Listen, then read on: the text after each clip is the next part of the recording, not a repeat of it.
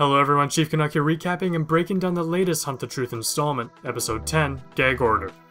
Ben has been listening and waiting for weeks, and afraid that Oni might find him. He has been holed up for days and only his contact knew where he was. He has become beyond paranoid and arguably borderline crazy, but who could blame him? Sleeping during the day, working throughout the night, and memorizing the sounds that everything makes around him. Just then, Ben was listening to a news report about a statement made by Senator Andrew Del Rio addressing the massacre on Biko that occurred last month. Del Rio, now a freshman senator, wasted no time in turning the events on Biko into an anti-Chief and an anti-Spartan 2 campaign, calling the Spartan 2s fundamentally flawed and dangerously outdated. His speech was met by thunderous applause. Ben still believed the Chief and that his legend would be restored. After listening to the speech, Ray came back to visit Ben bearing the truth about Biko. Ray had been listening to the slush and found a transmission from the Sangheili to the UEG the day after the leaks. In the transmission, the Sangheili leader said they had nothing to do with the massacre, and neither did the demon, the Chief's old nickname. I have to admit, it was kinda cool hearing a Sangheili saying the demon again. It's been a while since we've heard that. The Sangheili made it sound like Biko was lusting for vengeance, but Ben said things looked peaceful from what he's been monitoring. Ray then informed him that he and everyone else has been watching an old looped feed. Even though communications between the outer and inner colonies have been cut off, Biko has been closed off to everyone. Nobody knows what's really going on there, but Ray has news that it's ugly. Ray had some information from Ravi, a scavenger who had been collecting info since the Sakibo funeral, and giving said info to the highest bidder. Biko has been plagued with protests, riots, and martial law, and no political figures on Biko have made any public statements. They've been silenced. A gag order came from Earth to hush the massacre and cover their own asses. Sakibo had petitioned the UEG for support, but he was blown off by an automatic rejection. They went ahead with the talks, but it didn't go well. Once Farrell leaked the report and footage labeling the Chief as the bad guy, the streets of Biko erupted, but Sakibo's people quietly took the investigation into their own hands. The only suspects turned out to be extremists from the group Sapient Sunrise. They hated species integration and thought it was destroying human civilization. Humans were pure and aliens were bad. Normally they were a low-level hate group. However, they've stepped up their game, with terrorist plans, donor registries, and military protocols.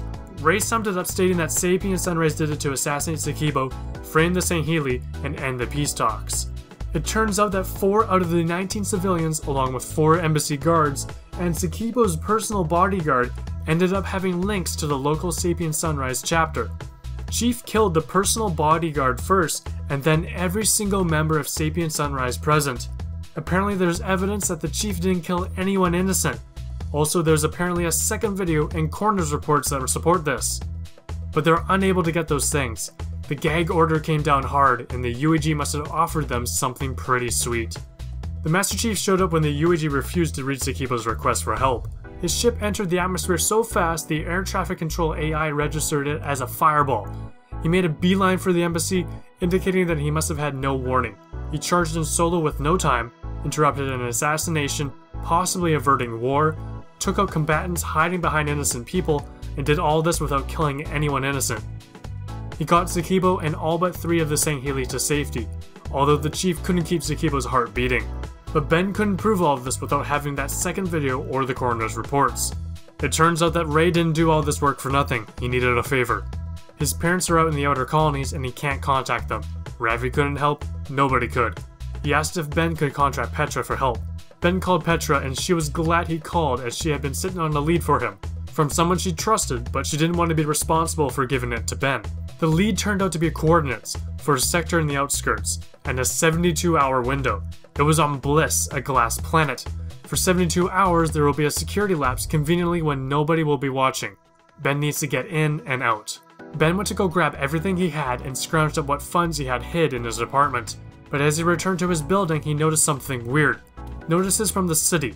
The structure had been condemned unfit for humans to live. However, his key still worked. But the weirdness didn't end there. The power was off and every door down the length of the hall was open. Everything in every room was draped in clear plastic sheeting. The door to Ben's room, still bearing the damage from Petra knocking it down, was the only one that was closed. And when he entered, he noticed that everything was gone. They took furniture, the flooring, the lights, and the plumbing. They took everything. With that, the episode ends. Now we have the truth and a better picture about the events on Biko. However, pieces are still missing. Now we have to wait to find out what their coordinates on Bliss lead Ben to. Since the episode was posted, the folks at Xbox informed me that Sapient Sunrise has taken interest in myself and a few others. The Twitter account asked if they could count myself and others as part of their group. They then dished out some propaganda posters for us to share. What will happen next with the Twitter account remains a mystery. I hope you guys enjoyed this breakdown and recap. These episodes keep getting better and better, and only 3 episodes remain, including the 2-part season finale on June 14th.